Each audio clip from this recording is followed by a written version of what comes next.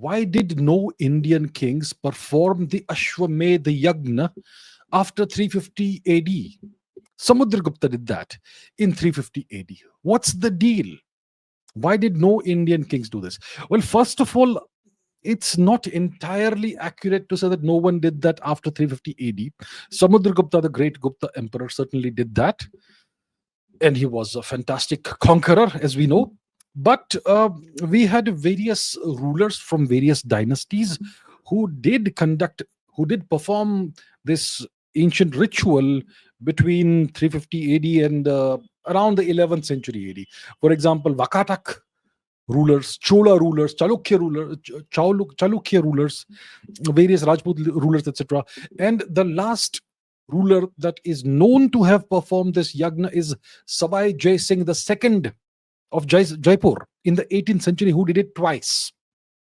So you have more rulers after Samudragupta who did do this, perform this very ancient ritual dating back to the Rig Veda, right? But yeah, it's no longer performed. Why is that the case, right? So let us understand what the Ashwamedha Yagna was all about. What was this ritual? What was this ancient ritual? What was it all about? It involved an Ashwa, a horse. So the Ashwamedha ritual was performed by kings or emperors. Here's what was done.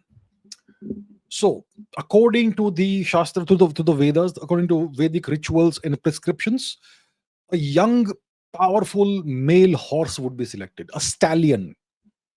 And that horse would need to have certain characteristics. So, the right kind of horse, young, powerful male stallion was selected. And the various Vedic rituals were done with the stallion. Various pujas and vidhis, etc., were done on the stallion. And then on a very specifically chosen date, the stallion was released. Go wherever you feel like going. Go. And it's not just like the stallion was simply released. The entire, not the entire military, but a significant portion of the king's military would accompany the stallion wherever the stallion chose to go. So the stallion was free to go wherever he wanted. He would not be restrained. He would not be guided. He would be allowed to go wherever he chose to go. And the military would simply accompany him at a respectable, decent distance. Okay? And this process would go on for 1 year. 1 full year, the stallion would wander wherever he wanted to go. Now, here's the deal. The stallion would go into neighboring territories, into the territories of neighboring kings, for example. Then, when the stallion enters the territory of a neighboring king, that king would have a crucial choice. Do I allow the stallion to come into my territory, or do I oppose him? If I allow the stallion to wander through my territory and I don't oppose the stallion, then I'm acknowledging the suzerainty of the king who has performed the Ashwamedha Yagna, which means that I become his vassal. If I oppose him, I have to deal with his military. And a king who would have a weak military would not dare to do an Ashwamedha Yagna. So it was about expanding your territory. It was about forcing your neighbors to acknowledge your superiority and your overlordship and their vassalhood. That way you would very rapidly gain more vassals. Or you would defeat your, those who dared to stand up against you. So this process went on for a full year. Okay? And obviously you would need a powerful military to accompany the horse. And all those soldiers would have to be supported logistically and so on. So pretty big undertaking. Military, it's a full year-long military campaign, essentially, that we are talking about. But the pretext is the journey of a horse. Okay. So after a year is over, the horse would then be brought back to the king's capital. And then there would be a further set of religious rituals and ceremonies that would go on for about 25 days. The king who had released the horse and now he's got the horse back. He would wear only clothes made from the skin of a black buck. Okay, and he would only sleep on the floor, on the ground, not on a bed. And he would do various yagnas and various rituals for 25 or so days. And then once that is done, the horse would be brought in, and the main yagna would happen. And it would not just be the horse himself, but several hundred other animals. The number I recall is 609 animals, apart from the horse. And the horse, the Ashwa, would then be sacrificed. Animal sacrifice. It would be suffocated to death. And then various rituals would then be performed. The king's principal wife would also perform some rituals along with the king or separately from the king. The details we need not go into. There is some controversy about that because of various Western mistranslations. That's a different story. So, see, when you are a king that's that powerful, you would not have a single wife. You would have multiple wives, but there would be one principal wife, the principal queen, the main queen, and she would perform the ceremonies that were required. And then the horse would be quartered or divided into various pieces, and the flesh would be cooked. And various other animals would also be sacrificed, and their flesh would also be offered to the gods, and so on.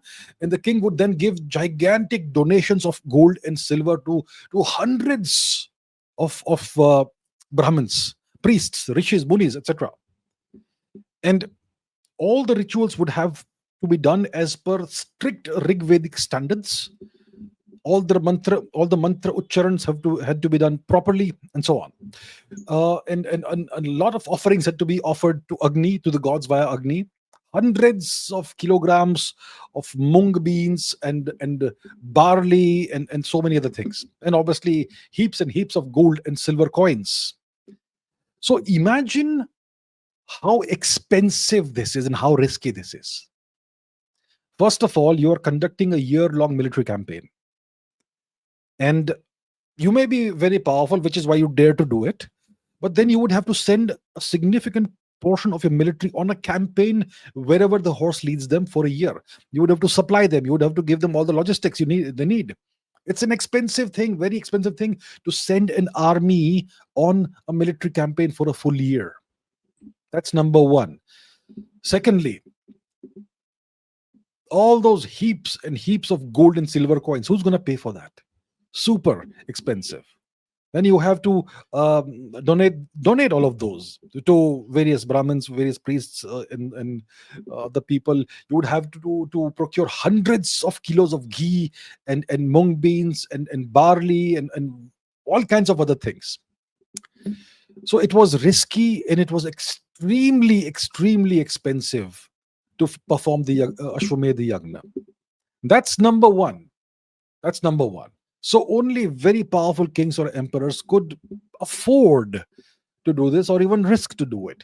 If you were a small king somewhere with a small army and a small economy, how on earth would you do the Ashwamedha Yagna? If your horse wandered into the territory of a much more powerful neighbor, well, you were in deep trouble. If the horse was stopped and you did not then fight that king, then you were humiliated and your own people would not respect you. So it did not make any sense for a king who was not powerful to do that. And if you were really powerful, then you would incur a tremendous amount of expenditure. But the risk reward thing was also great, because you would end up gaining a lot of territory. That also worked. Yeah. So that's the economics, and that's the risk reward calculations of the Ashwamedha Yagna. Now, in the past 1,000 years, we increasingly came upon more and more progressive foreign occupation, starting with the Turkic Delhi Sultanate for a while. Then there was the Mughal kingdom, which eventually became a Mughal empire under Aurangzeb. And then you had the various European occupiers of India who, took away the sovereignty, who defeated various Indian kings and empires, including the Maratha Empire eventually, and we lost sovereignty. And once you lose sovereignty, how on earth do you do the Ashwamedha Yagna? Today we are a secular nation. Our culture, our religion is not. It's given a second class status in the country. So today it's not. The Ashwamedha Yagna no longer has any relevance. right? So that's how this great ancient practice, went out of usage. So until the next Ashwamedha Yagna does happen, India is well. If whenever the Ashwamedha Yagna happens again, that will be the revival of Indian civilization, the proper Indian civilization, not the fake ahimsak Indian civilization, in which you don't do hinsa, you don't do animal sacrifices and all. The Ashwamedha Yagna was a full-fledged animal sacrifice yagna from the Vedic times, from the oldest Vedic times, Rig Vedic times. Your ancestors ate meat. Your ancestors performed animal sacrifices and more than animal sacrifices. And then what happened is that, there's another factor as well: Buddhism and Jainism. So one of the things that Ashok, the great Ashok, Emperor Ashok, did was he transformed this obscure fringe religious path, dharmic path, into a global phenomenon, Buddhism, right? And Buddhism was all about non-violence. And non-violence kind of appeals to the Indian psyche to some extent for some reason. And because the Buddhists espoused non-violence, the Brahmins who performed Vedic rituals, they were then branded as animal killers. And that kind of put them at a very disadvantageous position in society. For several hundred years, Buddhism became the dominant dharmic path in India. So to adapt strategically, tactically, the Brahmins had to become even more non-violent than the Buddhists. The Buddhists still ate meat. The Brahmins became completely vegetarian. Right? And because of that, eventually something different crept into what we call Hinduism, which was, Vedic tradition itself evolved as a response to the Buddhist challenge. As a response to that, Vedic tradition evolved to prefer symbolic sacrifice over literal sacrifice. For example, we have this tradition of cracking coconuts, not green coconuts, dry, ripe coconuts. What do dry, ripe coconuts look like? Let me show you what they look like. Give me a second. Let's Google it. Okay. What does a dry, ripe coconut look like? All right, here we go. Ripe coconut. What's it look like? It looks like this. But what about that? Why does it look like that? What does the cracking of a coconut symbolize? It essentially symbolizes human sacrifice. See, there are various gods and goddesses who need to be who require certain kinds of offerings, especially the Kuldevis of warriors, like Kali, like Durga, like Chamunda. If you go to the ancient temples of these great goddesses, I assure you certain things happened in the past that are no longer legal today in those temples. So to replace those practices with something that's more acceptable and palatable to our soft-hearted Hindus of today, we have replaced those practices with the cracking of coconuts. So our society evolved and it became very vegetarian, very soft, very non-violent, very ahimsak, very Gandhian. And Vedic tradition itself evolved to prefer symbolic sacrifice over literal sacrifice. And today, if we talk about the Ashwamedha Yagna and the actual rituals involved in that, most Indians will be like, no, our ancestors would never have done such things. So that's the problem. We have become a civilization of softies, right? Of carb eaters, carb maxers. We don't eat protein anymore. We don't perform the great old Vedic rituals anymore. And that's the problem. Anyhow, so that's the reason why the Ashwamedha Yagna is no longer performed, for these multiple reasons. One is foreign occupation. The second is the secularization of India, the destruction of our civilization, and the destruction of Hinduism from India, and the relegation of Hinduism to second-class status in India. And thirdly is all of these things: the evolution of Hindu society itself, and the the softening I'm I'm searching for a polite word here.